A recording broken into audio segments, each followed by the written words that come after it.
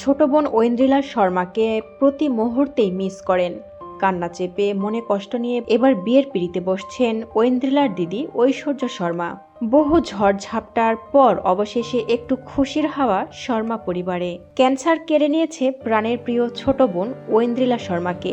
গত 3 বছর আগে সবাইকে কাঁদিয়ে চলে গিয়েছেন অভিনেত্রী ঐন্দ্রিলা শর্মা।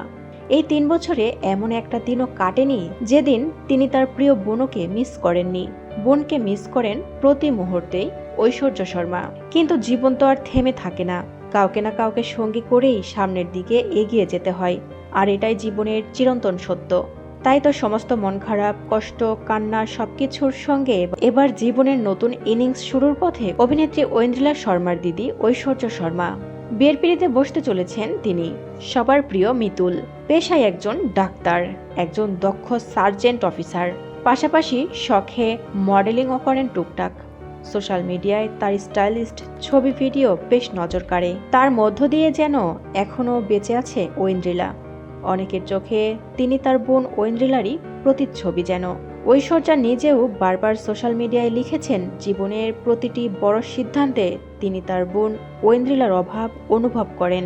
ছোট্ট মেয়েকে হারানোর পর বড় মেয়ে ঐশ্বর্যই বাঁচার একমাত্র সম্বল মা শিখা শর্মার। তিনি নিজেও এখন লড়ছেন ক্যান্সারের সঙ্গে।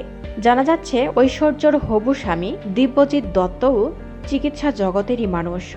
দিব্যজিৎ নিজেও একজন সার্জেন্ট। দীর্ঘদিনের সম্পর্ক তাদের। পারিবারিক বোঝাপড়া আর ভালোবাসার দীর্ঘদিনের সেই সম্পর্ককেই এবার সামাজিক স্বীকৃতি দিতে চলেছেন এই দুটি চিকিৎসক জুটি। প্রিয় বন্ধুরা, এখনও কি আপনারা মিস করেন ঐন্দ্রিলা শর্মাকে?